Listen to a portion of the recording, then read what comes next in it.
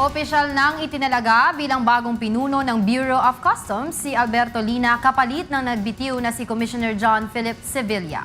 Ito ang balita ni Victor Cusare.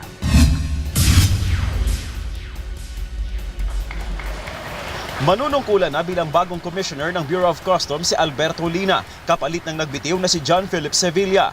Hindi na bago kay Lina ang posisyon na dati niyang hinawakan sa panahon ni dating Pangulong Arroyo.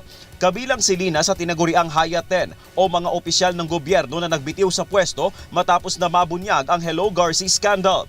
Sa pagbabalik sa BOC, sinabi ni Lina na itutuloy niya ang mga napasimulan ng reforma sa ahensya ni dating Commissioner Sevilla. Magagamit niya ang karanasan sa private sector upang maiangat ang kalagayan ng Customs Bureau. As keen observer of customs, from the outside looking in, I have many ideas I think will make our processes more efficient and systematic. Ilan sa binanggit ni Lina na kanyang tututukan ang maitanim ang diwa ng katapatan at integridad sa pamamagitan ng tamang teknolohiya at pagsasagawa ng performance review. Ang gawing patas at mabilis ang serbisyo, pagpaparusa sa mga tiwali, pagbibigay ng pabuya sa mga may maayos at matapat na serbisyo at ang paglaban sa korupsyon. We will continue to be as transparent with our data. We will light up the darkest corners where this malady lingers.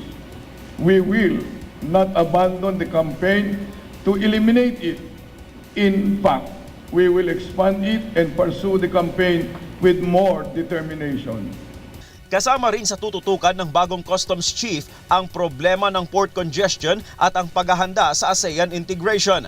Aminado si Lina na marami silang kakaharaping hamon para maipatupad ang pagbabago sa maliit na panahong nalalabi sa kanyang serbisyo. Pinangunahan ni Finance Secretary Cesar Purisima ang turnover ceremony. Pinasalamatan ng kalihim si Sevilla sa naging serbisyo sa kawanihan, lalo tumaas ng 20% ang revenue collection ng BOC. Hamon naman ito kay Lina, gumawa ng malaking pagbabago sa kabila ng mga pagsubok gaya ng mga nagsusulputan ng intriga sa ngayon. Victor Cosare, UNTV News, Worldwide.